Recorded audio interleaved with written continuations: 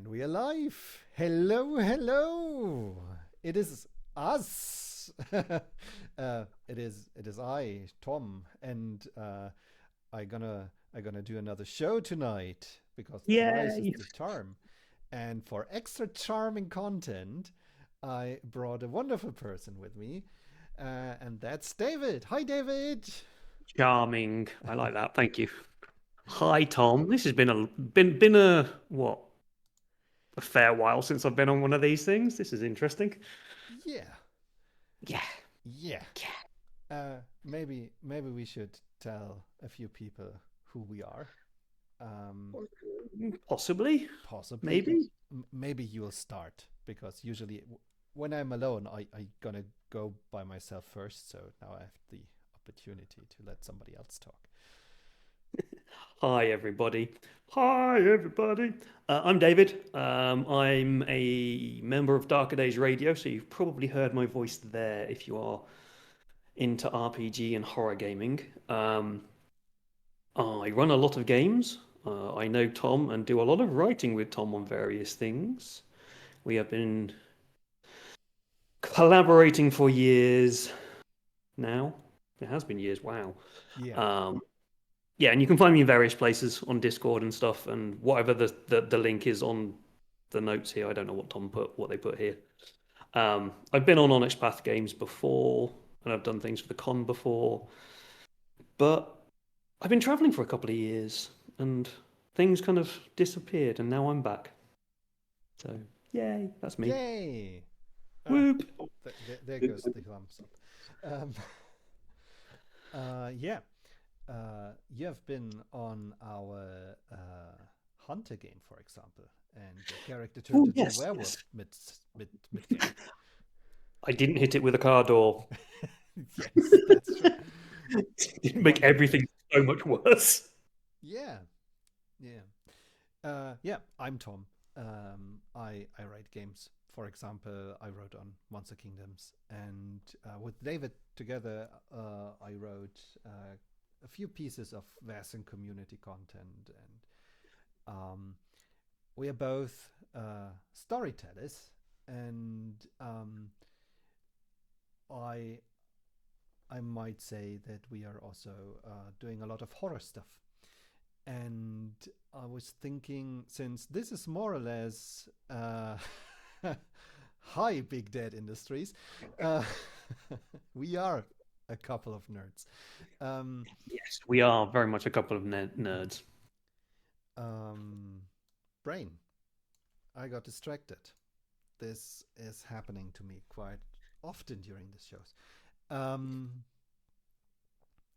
we this is basically um, a program where I want to talk about beginners questions about StoryPath Ultra and the connected games, but also GMing and story guiding in general.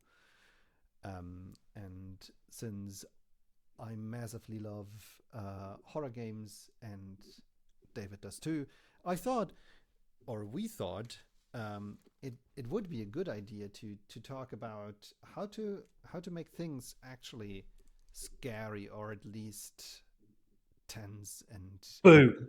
Like that. boo. Jump scare every 5 seconds works like a Yes. charm. No, it doesn't. Yeah, Depends how bad of a heart condition your players have, but that's another problem. yeah. Maybe don't kill your No, players. no, don't kill your players. Yeah. Uh, Right. Cool. before we go into the proper meat and potatoes of tonight's stream, uh, we want to say hello, chat. Hi, people. Hi, people. So People in the world of the interwebs. yeah. Um, if you have any ideas or questions, don't hesitate to put them out there.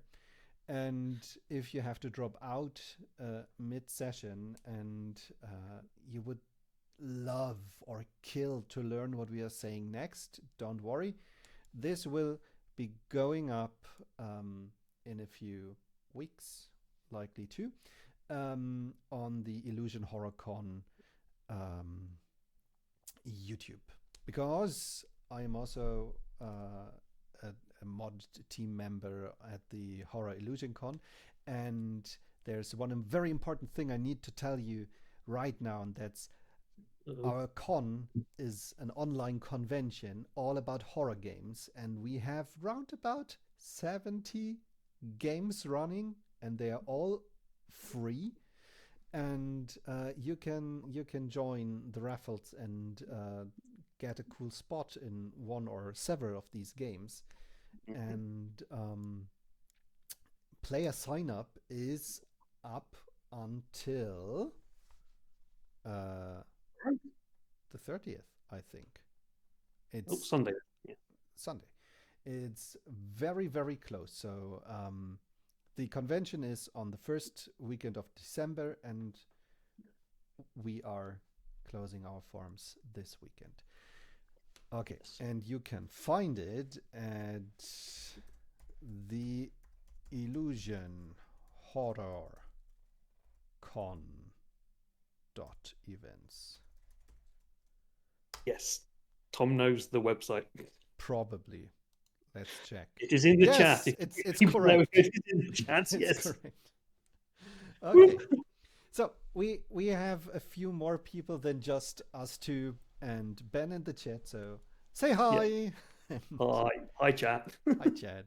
And yeah. As well as not just the games that we are running that are happening for the con, there are panels that are going to be streamed as well, aren't there, Tom? Yes. And we will have amazing panelists like some of the Onyx Path crew. We will have people from Helmgast. We will have people who are writing for Call of Cthulhu, the amazing writers of Locus, if I'm not entirely wrong. And we will have some very cool community members who are running streamed games usually, and just having a ton of experience, like David. And yeah, I pretend I know what I'm doing. I mean, if you're pretending well enough, you're running a role-playing game. So yeah, fake it till you make it. That's the whole thing, isn't it? We are role-playing. We pretend we know what we're doing. And I mean, it works. Yeah. Anyway. Okay. Let's imagine you and your friend decide to run a cool game, a scary game, a dark game, and you also decide that you really love to have non-standard human characters. For example, you have vampires and sorcerers and people who can turn in all kinds of animals and more terrifying beasts. And now, with players armed to their teeth with spells and powers and the like, literal teeth, David, how do we turn this into a scary situation, or at least a horrific situation? How do you scare the monsters? Yeah, or at least the players a little bit. And the players is generally quite easy, but the characters that the players play can be harder. And it kind of, to some extent, to me, depends on what the monster is and what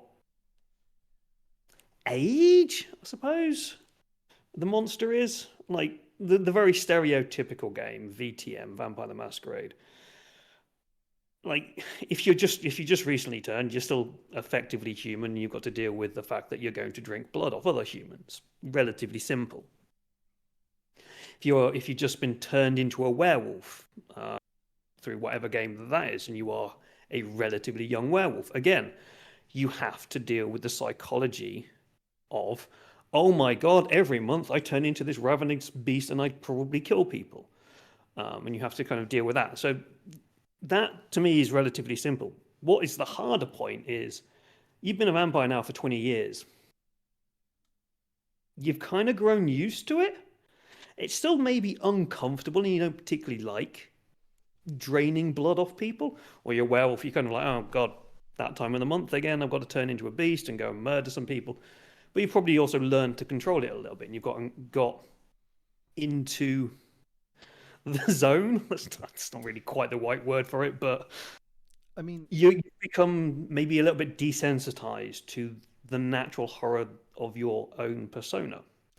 there's also like we have these typical games where you're like brooding and contemplating your nature, Mm, and this is basically the problem that you run into. That well, at some point, I don't give a fuck about drinking yeah, blood from people, and sometimes you have stories where these powers are just very, very helpful yeah, and aren't really a problem, but a tool to do good. And that's it. The horror is gone. Now you're living in yeah, a power fantasy. yeah. At a certain point, a vampire, if they remain morally not corrupt, which, well, mm, debatable on the game system, but after a certain point, you do, and to say, uh, it's like, do I have steak tonight or do I have fish tonight? Do I have that dude or do I have that dude tonight? Um, it kind of loses its emotional impact on the character. The player, you still have to kind of go, so who are you going to eat tonight? Why that person? How are you going to hunt them? Are you going to be obvious about it? So you can play that with the player. And if a player is not used to those questions and they're kind of coming into the game for the first time, they can still be a bit horrific. It's like, yeah, you've got to go find someone and murder and eat them. How are you going to do that? But the character that they're playing is like, yeah, no, I'll just go to a club, pick up some random person and uh, take them into the toilet or something, and Bob's your uncle. I'm done. I'm like, okay, well, that's not very horrific to the character. The horror in these kind of games comes from a lot of the politics, I find, Mm-hmm. and the power struggles between the different groups that exist. Because unless you want to go full D&D and there's like a big bad bloke, sorcerer thing, evil entity, antagonist that is trying to destroy the world, and you can play murder hobo horror on that front, which is not really what to me horror is. Horror is about making those hard personal choices that make a game, make you as a player in the game kind of analyze life to some extent. So me and Tom, we both love a lot of personal horror. Yes. We tend not to run gory games, though I can, and I have done, and I have really traumatized some people before by mistake. Always set your boundaries, always know your boundaries, always have your safety tools in play for these. And if For something me, goes wrong, have a mm, conversation about it. yes, I always make sure the things like bleed from the real world to the game world, everything is balanced, and if things do go wrong, dark, and players have things they want to talk about, always take time at the end of a game to go and talk about it, make sure everybody's safe and happy. These are games, these are meant to be fun. But anyway, so for the personal horror, in to me, games like a lot of the modern horror games, this and to some extent Delta Green, well, actually a lot of Delta Green. Delta Green can get very personal. It can also get very dark in gribbly, horrible ways.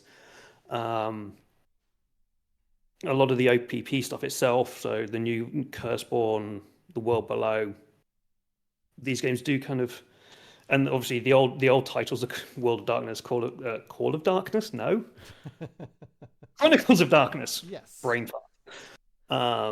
These were all based around personal stories, and if you can kind of tap into the personal stories and the politics politics can get a lot more horrific than that guy just got his head ripped off.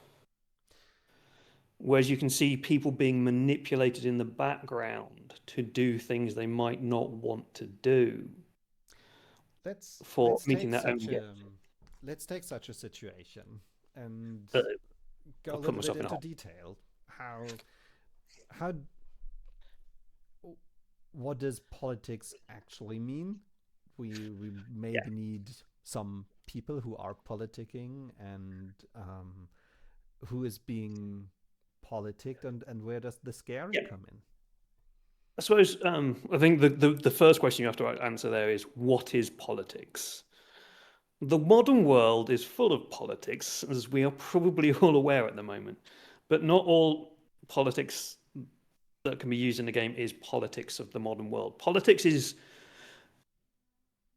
control in a game. I would see as like the controlling bureaucratic forces at play.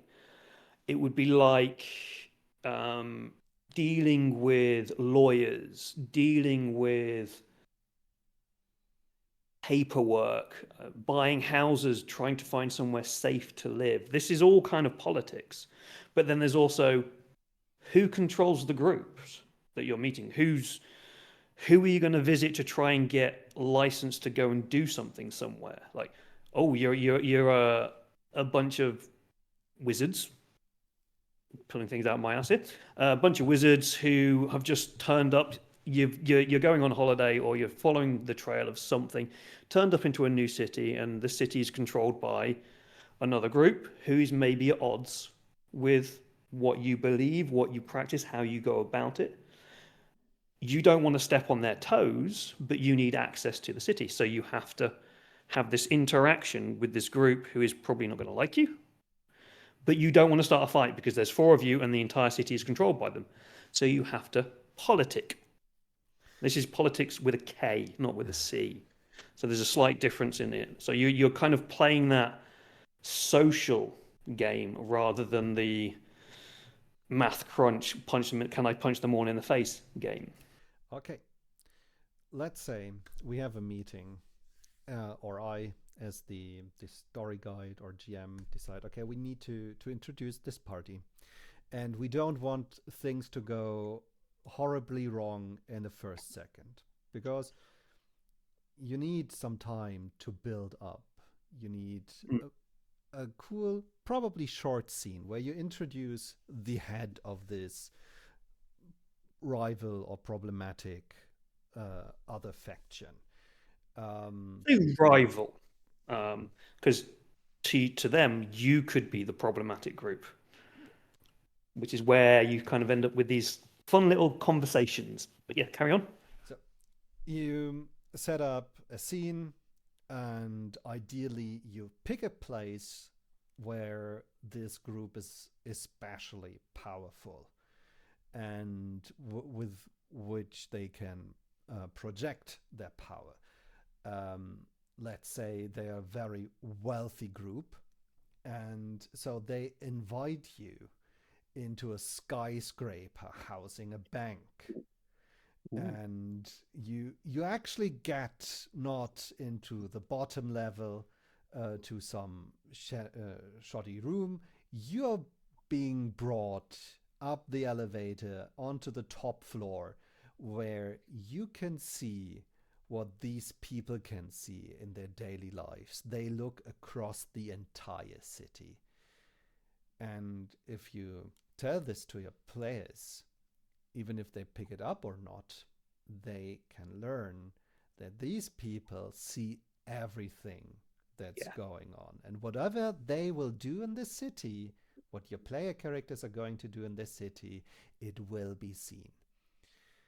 Yes. And now they come in the player characters enter in a weak position, as they have to ask for permission to do stuff in the city. And since we want to have our adventure happening here, of course we will grant it. And it will be like, yeah, you can stay and you can do what you need to do, but we will watch you. And if you do anything that we don't like, we will come after you. Yeah, you're opening with in something like this. It's a big gamble open play. So it's very stereotypical of kind of your gangster movies a lot of the time, where rival gangs are trying to do stuff and one gang controls everything. You're trying to move into territories and things. You can kind of take ideas from that. But here, this kind of idea of you being taken up into this big skyscraper and they're looking over the world they control, you are also being shown that you are the tiny ants down there. You don't mean anything to us. We'll let you do this, but we'll see it because we control those ants. But also, you owe us a favor. Always, in something like this, make sure that the players know that they are lucky to be walking out of that building with their lives, but their lives are now owned lives, so to speak, depending on what kind of characters they are and things. They are now controlled and watched over by an entity, some other entity. So in this situation, we have this big people controlling group from this bank and looking out everything. In other games like Cthulhu, you've obviously got entities, cosmological entities that can look over you and watch you and stuff. But make sure that if there's a deal has been made, that they are aware. Yep. So carrying on with the story, once this deal has been made, you can drop in little subtle hints every now and then. Man on the corner is watching you. That guy having a cigarette reading the newspaper. Wasn't he at the last corner? Always have these constant reminders that there's this, I wouldn't say threat, so to speak, but there's always this possibility. If you do fuck up, excuse the language, but if you do mess up, they're going to know. And the fun thing about this is, if I think about some of my players, they can be very offstandish to people trying to assert authority. Yep. They don't need to buy the spiel in the first scene. They don't need to accept that this is a powerful person. They can go out there laughing.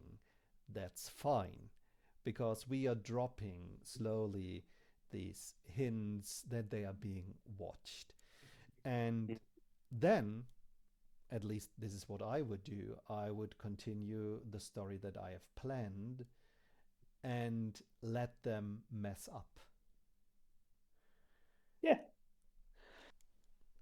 I would, as you were just saying, quite regularly when you set up these big meetings of things, players come in here, oh, they're not going to kill us in the first scene. It's like, no, we're not going to kill you in the first scene.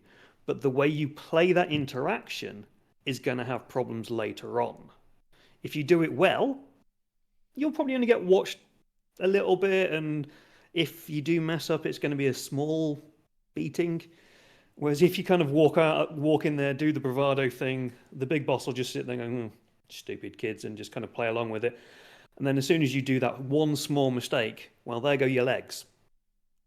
Yes. Everything, make sure that there are repercussions for people. So a lot of the games that we will talk about probably will be based in the real world, so to speak. Kind of like a side adjacent world to what we are now, where killing somebody does have actual real consequences. You can't just run around do D&D murder hobo, because you do that, police or authorities are going to come and chase you. Or in this situation, you kill one of the members of this other party, this rival party. That other party's not going to sit back and go, oh no, sorry, mistakes are made. Yes, we understand. They're going to come after you. Yes. You can't walk into a village and murder them all just to find a small gold nugget, even if they are little goblins. Actions have consequences, players. Please learn this. And these consequences don't need to be like, okay, Wizard Squad appears and they're gonna shoot you with lightning bolts. They could. It would be funny, It but no, it it doesn't it have to be could, that. yes, but this is not scary. No. Scary happens when you isolate people, when you take away what they need, when you take away their safety, and when you put them into a situation where they have very limited options, and those kind of tend to be terrible. So let's assume your our player group is messing about in the city. They're doing their investigations. They find their first leads. They are successful. They're being watched, and then they encounter the problem. Um, and it turns out it is much worse than anticipated. And the first encounter doesn't go well for the player characters. They're getting their ass kicked. Oh no. And during this time, they they did some things that they shouldn't. They had been very unfriendly to people who belong to the rival faction. They stirred problems up. They probably drew police attention or something like this. And this is something that the big boss doesn't like. So, of course, he knows where they are staying. So, the first thing that he does is, as they're coming back, trying to lick their wounds, is kicking them out of their shelter. They own the place, or they know the people who own the place, and they just take the bags and kick the characters out of the door. Now they don't have a hiding hole anymore. And they need to find a new one. And there is, luckily, a convenient option not too far away. And they get as close as the door. And then it's being shut down because they pissed onto the legs of the wrong people. And they slowly learn that these people they pissed off, this rival group, they have real power, not necessarily to kill them, but to make them vulnerable towards the Put big them on the problem. back foot, Yes. so to speak. Yeah. So there's one of the nice things about that is I would pull that card maybe if it was a really bad kind of not like super bad mess up, but kind of pushing it. It's like, yeah, you've got nowhere to stay now. You are literally going to have to stay on the street. Every place you go to, they just look at you and you no longer exist. One of the things you can do is you can kind of build up the suspension of a lot of this as well, because then suddenly only one place will let you in the entire town. Only one place lets you in, and there are no questions asked, and they are super happy to let you in and really happy to take your money. And it goes from suddenly this, oh my god, everybody is out to get us and we've got nowhere to stay, we're going to have to sleep under a bridge or in the sewers or something, to why are you being nice to us? Flip the switch. Suddenly go, like, they're on the back foot, they're worrying about how they're going to survive. Bars are not letting them in, hotels are not letting them in. A lot of the shops and grocery places, if they need to buy stuff, they're getting kicked out of, and basically all doors are being shut to them except for this one place. Now, why is that one place okay with them? And that is where the horror can come, real horror can come in, because like the players and characters will probably automatically go, that place is not safe. That place is controlled, and they are watching us. Now, the fun thing you can do here is it can be either way. What I tend to do sometimes in my games is actually that place is completely fine and completely normal. They're just maybe part of somebody else. Maybe they've got a deal with the rival gang and they are left alone. Maybe there's some reason why that place is left alone, which gives you another story hook for later problems. And sometimes it can be controlled by the rival gang and they are being watched. And occasionally, if that does happen, They wake up in the morning or at some point and someone's standing over the bed. Usual horror stuff. But it's a fun little way to kind of really shift the concern away from, oh God, what are we going to do, to, oh my God, they do control everything and we are really screwed. They've probably, if there are long-term players in a long-term campaign, maybe in something, they've probably experienced kind of like this back office nature before, especially in horror games. People tend to cause problems. So they might be trying to think like, where's a safe bridge? Where's a safe storage yard or factory, disowned factory or something where they can go stay. But suddenly this one warm, safe-looking hotel is okay for them to stay. Is this the barn where Jesus is born? Or is this the hotel that burns them to the ground? Well, if they're lucky, they have time to think about this, because now that they've poked the bear, the big problem in the city or town, this is also coming after them. They need the shelter, and once again, I think it would be very helpful after like this being evicted and trying to find a new place to stay is probably high tension, high heart pressure. So we cool things down, because tension can only be drawn out as much until it just breaks naturally, and then you look at a at a broken story. So give your players some time and restart the cycle of slowly increasing creepiness, because now the big problem is coming after them, and you can use omens or other signs to foretell its arrival. So if you work if you event your monster creature problem, always think about a tell that it that what do you say in this situation? That a tell that tells you that it's coming. This sounds terrible. A sign? A sign that it's coming? Yeah. And I love... It's the building of it's the building, again, it's that kind of rebuilding of the tension, as you were saying.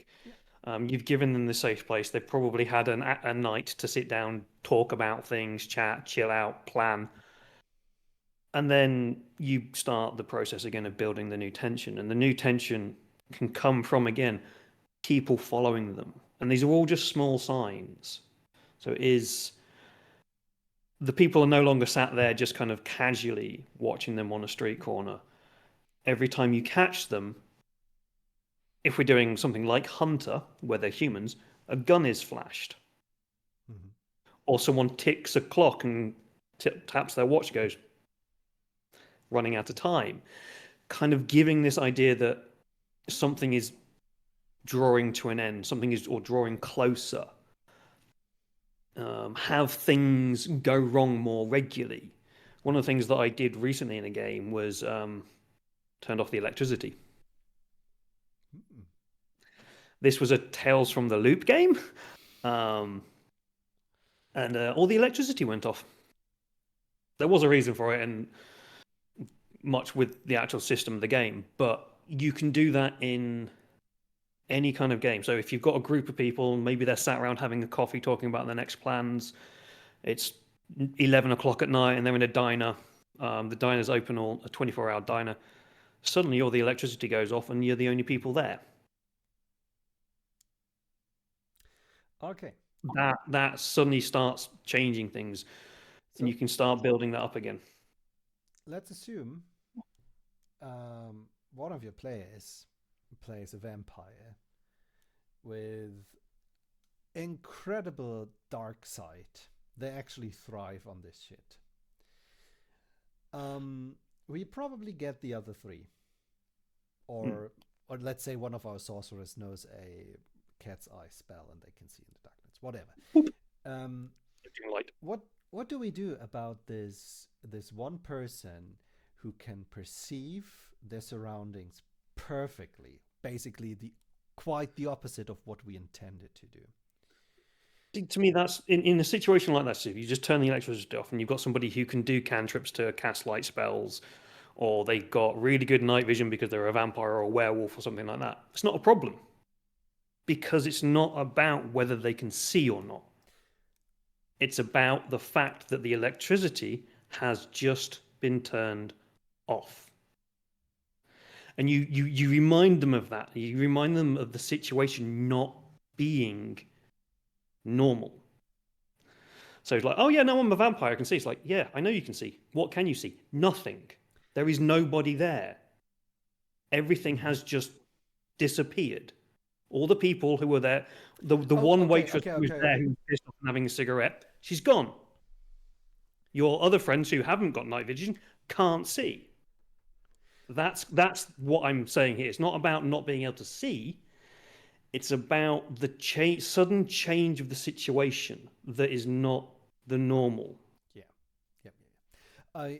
My thoughts were going in the opposite direction, because I missed that you said that more than just the light changed. Yeah. I was thinking, I don't think I say this out loud often, but everything what you were thinking character sheet is a weapon for the story guide. They have dark vision. Awesome. They are the only person who can see the terrible thing that might be happening next. So they see that everybody went missing. Their friends can't see this. They are once again isolated with something that they were thinking is a strength of their character.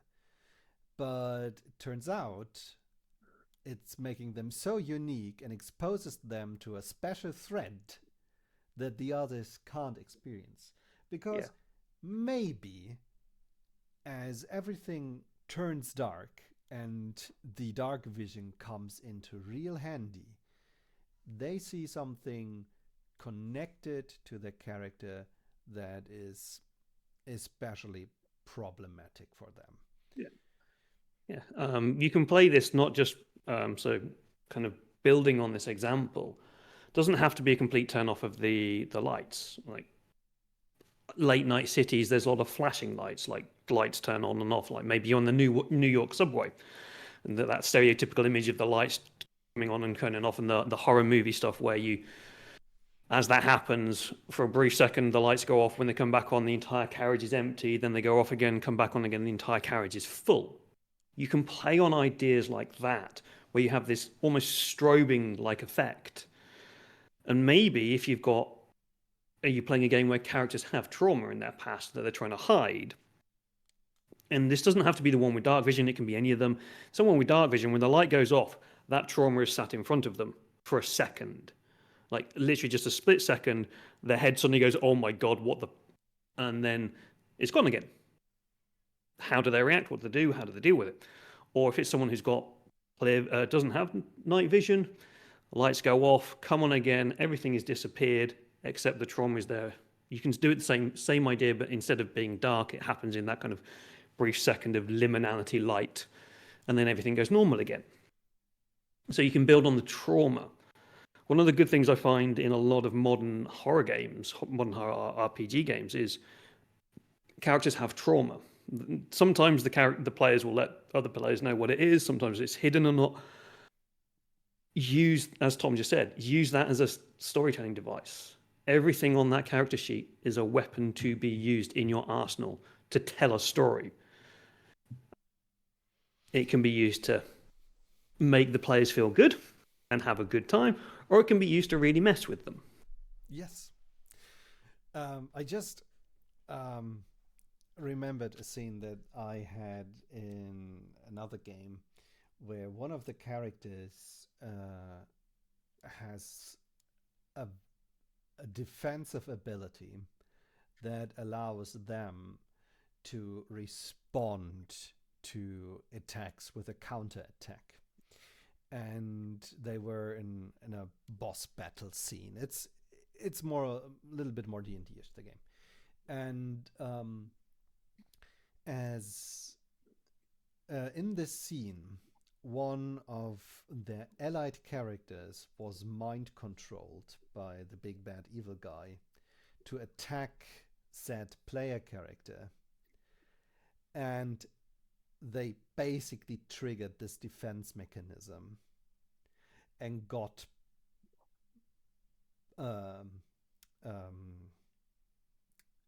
hammered through a pillar and stopped living. This was an incredible scene with a lot of impact. And this is another... Literally against the wall, but... Yeah. So this is another use of using the abilities of the player characters against them. You have your super strong werewolves who can tear apart anything that they perceive as a threat.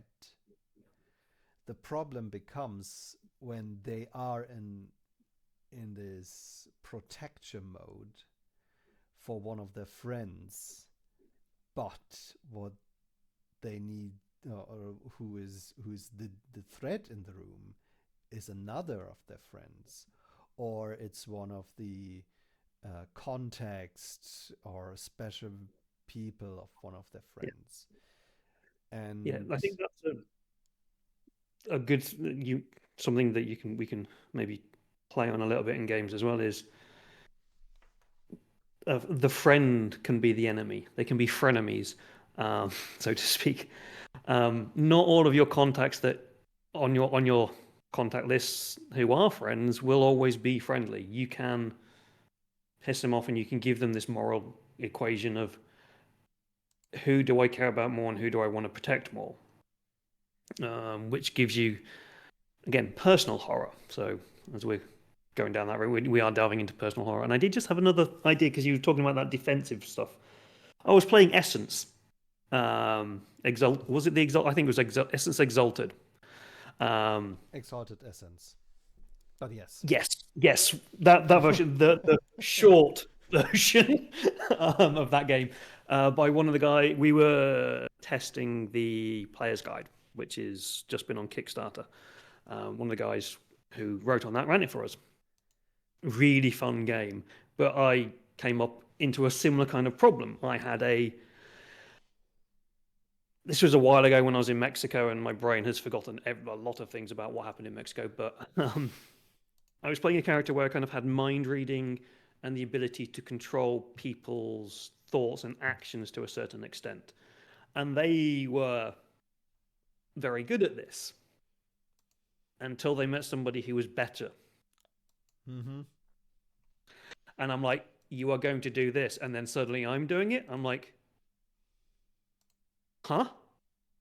So that idea of flipping the ability, like taking their strength, that thing, as we said with the dark vision as well, taking that thing that they're very, very good at and just removing that from them will really... Because I'm like, now I don't actually know what to do, because I've got no power against this big political... I think it was the mayor of a city or someone who we were messing with. I had just destroyed another city as well. I may have... As you do. I may have... yes. I don't play problematic characters at all. Do I, Tom?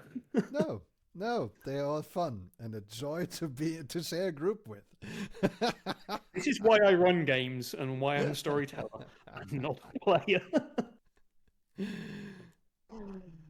But yeah, that can be really challenging for players, and when they've, especially if they're kind of in these games where you can min-max a character.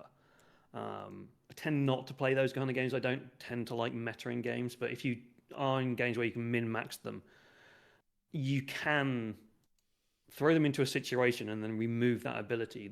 With the werewolf you were talking about there, my instant response was, they're the ones who are going to go in and do the punching, and now they suddenly can't punch through a problem, and they have to think of a different way around that problem. Which, if you've got a balanced group, is not so much of a problem because somebody will come up with an idea. But if you're just a group of werewolves who'd like to punch through problems, getting them to try to work out how to not punch through a problem can be quite horrifying, with some of the terrifying things that they will come up with as to how to get around that issue. Yeah. Torture is not an answer. Or just turn the werewolf against their friends. I mean, yeah, I love a happy ending, even though I apparently amassed a reputation of being very kind but terribly cruel. Your endings are always happy. The route to the ending is never happy. I don't give happy endings. That sounded so wrong. Sorry. Well, you heard it here first. Brain work. Yeah, and so in these situations, especially if you take the killing force of the group in shape of the werewolf or the battle mage or whatever you have, and turn it against the group, I usually have the situation where at least one other character, probably the one with the closest ties, with the strongest bonds, gets the chance to counteract, and being brutally muled in the meantime. They're gonna be, they won't have a fun time, and they really have to work through this power of friendship that is open their chest cavity right now. Friends that we made along the way. Yes. So you're actually bringing up quite an important point here. I think that if you really want to kind of bring the horror to horror games where horror is normal, there has to be interpersonal conflict between the players. There has to be. I won't say there has to be, but there has to be the ability for this to happen, and your players have to be on board with this. As we were talking about earlier, there's a lot of these games have trauma. Characters have a past life, and as I say, sometimes those can be secret. And when they get revealed, it messes with the story and where things are going and how characters view other characters and stuff. It becomes quite difficult. And where we've just had that thing there where the werewolf is trying to do something, someone else is trying to help it and fix it, and they've got to have this interpersonal relationship of arguing about these things, possibly arguing, possibly even fighting. It shows social dynamics. It becomes a little bit more human. I'm not sure if that's the real word for it, but a little bit more real life. Yeah. And that's where we delve into the personal horror. And if you can get into that kind of psychological idea that, again, your actions have consequences. And in horror RPGs, those consequences are not always death and murder, but social, societal, personal, interpersonal relationship problems. And if you can lean into that, you can also then lean into, once that problem is resolved, you then end up with some beautiful role-playing scenes afterwards or during where they actually make up and become friends and they start to understand each other. You can that can happen, or they can just then end up hating each other as characters for the rest of the mission, and you end up losing and breaking a group. I mean, ideally, there are ways to prevent that. I wouldn't like to break my table. No, there should always be kind of like an out. Yeah, and I think that's why it is important what you said about it's important to have conflict in the room or in the group, or at least the potential for it. Yeah. The friendship only matters if it's tested. If Yeah. you can look over or work through the conflict that you're having, and there can't just be, well, we are friends and everything is fine on the one side, because then there are no stakes. This is meh. The outcome is foreseeable. Yeah. There must You be can look at something that has the power or the potential to drive two characters who would need each other to solve a problem or to succeed or just to be at peace, that they can be driven apart, and this will mean failure. It doesn't matter that you will have that you can have a 100% outcome of they will always find together. It just matters that there's also the possibility that they will be torn they will apart by fall it. apart. And The classic thing to look at here if you want kind of ideas for it, and a lot of modern horror RPGs do steal from this. Supernatural. Sam and Dean in Supernatural. They only succeed when they are working together. But my God, getting them to work together? There is a lot of conflict in there. And then when the angel that I forgot the name of turns up in the seasons that kind of happened after the original storyline ended and it should have ended. But the angel turns up, and you kind of get all these weird interpersonal relationships, and it all kind of, you get these RPG-like relationships where to succeed, they all kind of have to do their own thing, but there's going to be massive arguments along the way. Maybe one of them dies and goes to hell and gets brought back again, and then the next one dies and goes to purgatory and gets brought back again, and eventually they run out of places that they can send them. But anyway, but yeah, Supernatural, as much as it is a cheeseball TV show, has some great ideas in it and some great moments where you can have these kind of role play ideas. It has the interpersonal relationship between Sam and Dean, and then there's the love relationships they have. There's the relationship with Bobby and other hunters that they meet along the way. Yeah, great source of inspiration for me. so Anyway, if we come and circle back to our original idea of oh God, yes, we were doing that, weren't we? we're doing that, and I think we can actually put a very nice tie around the entire thing. We have our meeting the evil corp, or the rival sorceress group thing. We have White the Tower. we have the investigation goes on thing. The group messes up. They are watched, and then they suffer the consequences for being assholes in somebody else's city. And of course, the consequences come at the worst time, as the first encounter with the spooky creature goes wrong for the first time, and they need to lick the wounds. They get expelled from their dwelling and from their safe place. They have to take up this new safe place, which might be even just a murder death trap, but it's the only place they can go. And now we have the second build-up of tension, as we notice that the owners of the city are once again just looking for weakness to stomp out these ends, and at the same time, problem creature also becomes more a personal problem for the group. And then, if we get for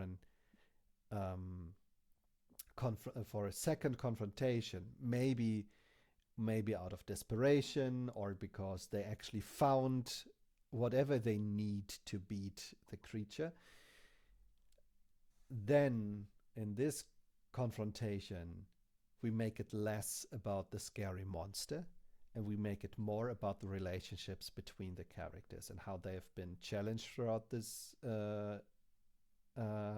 this adventure. And if they haven't, what we can find in their past. and then we turn their powers against themselves. Yeah. And if they overcome this, they fucking earned it. Yes.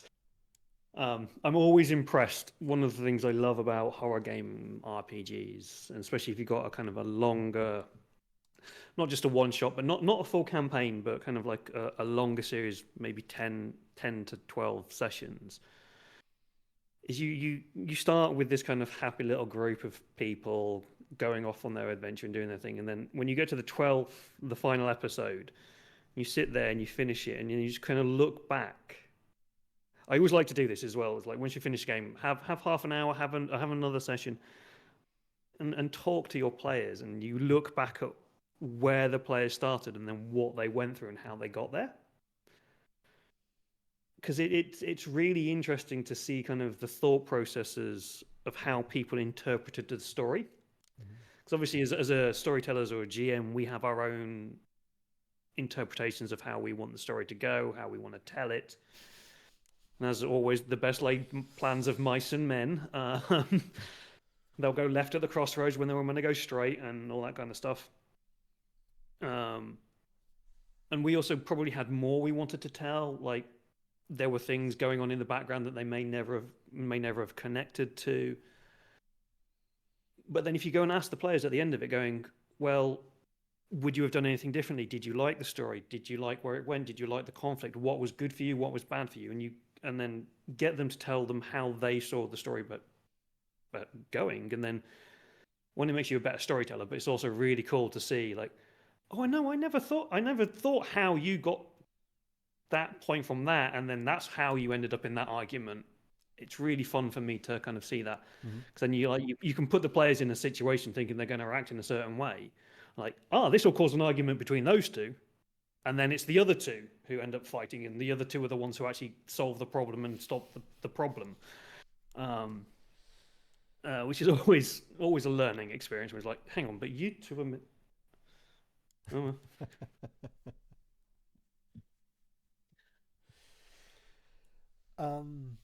I use a lot of leading questions during these intense scenes, especially if I pitch characters against each other. So I think I got a pretty good control over the thought processes at the table. But yeah, I also see a lot of value in looking through this. The core theme of Curseborn is hope punk. Basically, the message is everything is fucked, so why can't it be better afterwards? The situation that They've seen the world, right? Hmm? They've seen the world, right? Yes, and they are in a special place where they're even more cursed, and if they lose control over their spell casting, they forget who their friends are, or they will eat their friends, or they wake up and see that the heap of flesh over there are or were their friends, and still there is like, you can change probably not who you are. You can't get rid of your curse, but you can change the world at least at your door. Yeah, you can have an impact. One step at a time kind of ideas. And I think for this it's also very useful to have this recap and looking through the story in the end and see how you actually went through this hell and ended up with what might be a better thing in the end. Yep. Yeah, it's a very different take on horror RPG. Usually it's apocalyptic, world-ending, nihilistic, people murdering each other. I mean, that's. But there are other games out there that you can. Sorry. That's the world outside. I don't need to play this. No, but I was going to say there are other games like that. So you can. looking at your background, there's a game on a shelf up there that I can see that you can do the same thing with. Die. I think Yes. that game, to me, there is a very strong undercurrent of there is still hope. We are still trying to make things better in a world that has gone to shit, or a relationship and friendships, or however you form the group and whatever is going on. I think to me the thing about Die, and similar with Curse One, is you've fucked up somewhere in the past badly, or you are fucked up and bad shit is happening. And in that very, very stereotypical 90s teenage cheeseball TV show, you can get through it if you work together properly or work through your feelings, Dawson's Creek style. But as you do that, everything is going to go badly. You may not come out of it in one piece, but whatever it is that was going on has been fixed, and somewhere something has got a little bit better. Yeah. And to be honest, And you can sail off into the sunset. This is how we solve problems in real life. Don't remind me. It's not how I solve problems in real life. I scream and shout at computers in real life. That doesn't solve any problems. Yeah.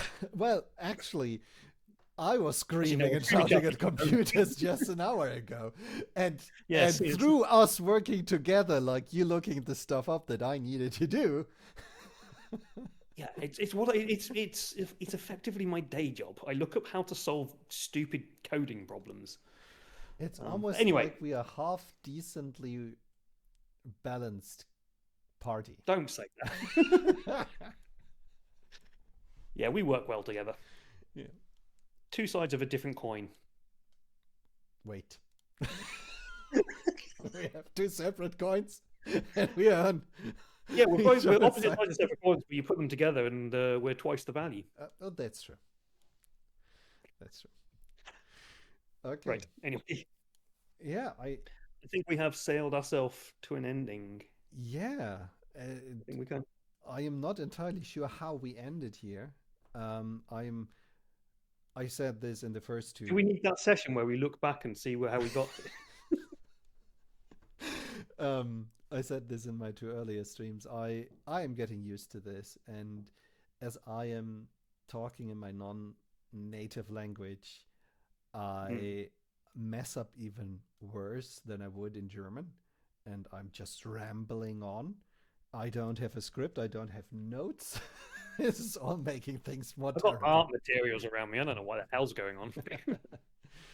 And yeah, but I think there are a few ideas to mine from what we've been talking about, and we didn't cross a 2 hours mark, which is also remarkable for us. So yeah, I'm very aware of the time, and I've got things I need to be doing tomorrow. So I am not staying awake for 6 hours talking about things, which I know we can do.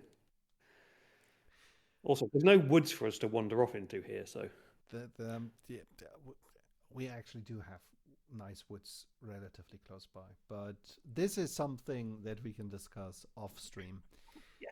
Maybe we should once again mention what we are doing. Are you doing any interesting stuff right now, or have you done any interesting stuff in the past that might be worth screaming about? Things that I do in the world beyond this screen. I run games occasionally not on stream anymore. I've not done a stream game for a long time. Might be interesting to get back into that if anybody's interested. I do writing. Released a community content thing recently with Tom. If you like some English folk horror, there's some mysteries out there by myself. And it's a very slow burn. Yes, well, that was something we were going to talk about, slow burns and things, and games and movies like Sinners and stuff I was meant to talk about, but I completely forgot about that. Yeah, it's a very slow burn. It's very it is very Nordic horror, but based in England. So imagine there's kind of like modern Nordic horror movies and stuff, and then take it into the 18th century in England.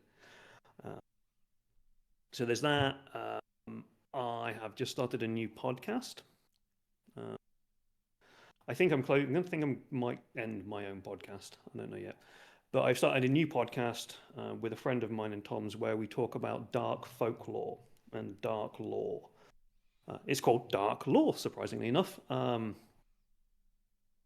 So it'll be a great place to kind of find inspiration for games as we look at folklore from across the world and look at the more darker side of things, like vampire fairies,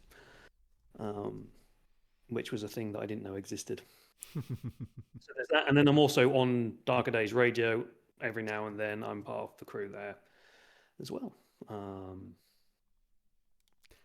I think. Oh, obviously we've got Illusion HorrorCon coming up as well. Yeah, we do things as well. So I think that's me for the moment. You can. I think on the screen it's my Instagram account where I mostly post random bits of art that I do every now and then. Some good, some not good. They're cool to look at. So I like pretty and horrific pictures, and you provide both. So yeah. Horrifically bad.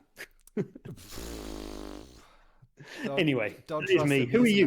Who are you? Who are you? I'm Tom. I run games professionally over at startplaying.games. Currently, I'm running a die campaign and a Changeling the Lost campaign. And I am also writing games. Currently, I am actually writing the Monster Kingdoms Jumpstarter, and I like the direction it's taking. And yeah, we do community content together, and something that we are so close of is the Electrum Cell estate on Modern Wesen. Yes, I noticed that. It's suddenly like I looked at that and it suddenly massively jumped in sales. I'm like, what the hell's going on? Yeah, there was October happening, and so that was also good for ourselves. Spooky season. Yeah, spooky season. It's I think currently not on sale, but it will be one day again, and then we will reach Electrum. Yeah, that'd be really cool if we did. It is a great little thing that we did. Yeah. Sat in a. Aside of that, I'm waiting for books that I've translated to see the light of the world, but I assume that's taking more time. Yeah. Illusion HorrorCon is in less than 2 weeks. I should prep my streamed games for then. One of them will be Mothership. The other one is Curseborn again, and at least one familiar face from Black Sheep will be on that game, and I'm already very excited for that group to venture to Miston City. Yeah. I shall be running a panel for the game for Illusion HorrorCon, where we talk about taking your one shots into campaigns for horror games. So how can you take this one shot to account? We've kind of done some stuff of that today, but I will be moderating, so I'll be asking the questions. I think if you have more people who can actually focus on what they're thinking and talking at the same time, you might I've seen who's on that panel. Get more out of that than just us two. Yeah, I'm gonna watch all the panels that I can catch during the weekend. I will try as well, but I am also running many games, not streamed, unfortunately. But games nonetheless. Okay, then thank you for being my first guest and for joining me and having a think about how to make something scary for vampires, sorcerers, and werewolves. Yep. I'm sure if there are more things that you can do, but we touched many more. Few cool that was very, very focused on a specific kind of idea, but I think you can build from what we talked about. Yeah. I'll happily come back at any time. Yes. I've missed our chance. Yes. Being in bad time zones was not conducive to things. So. Okay. We're now at the same time zone. Okay. Everyone, have a wonderful night or whatever time you're looking this at. And yeah, catch you soon. Yes, see you later. Bye bye. Bye. I'm a professional.